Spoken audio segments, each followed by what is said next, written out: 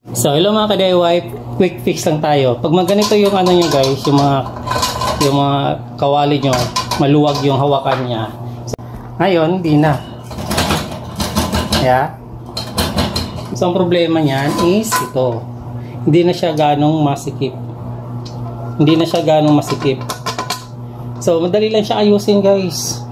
Kuha ka lang ng martilyo at saka pinaka sangkalan niya.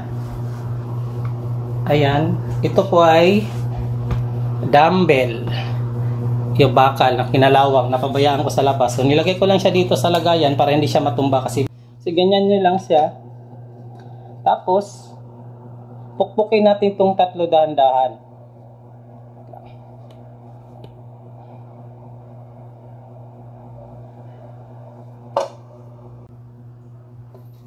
Pukpukin natin yung mata ilong. Dalawang mata, saka ilong. Pukpukin natin yan ng dahan-dahan lang. Tapos, ang ano dyan, na itong kabilang side, kung saan yung pupukpukin mo, dapat matukod dito.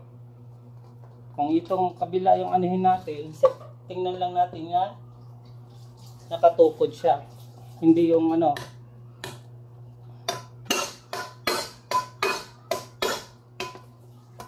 Yan, maluwag pa rin.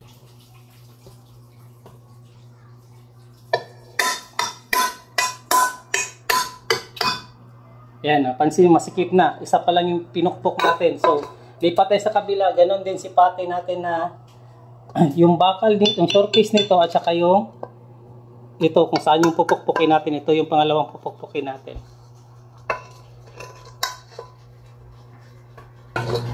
Napaka-basic lang nito, kaya.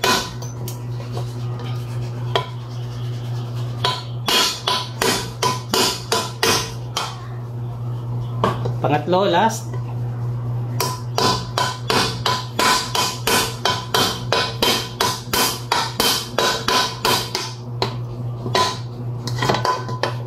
Final natin.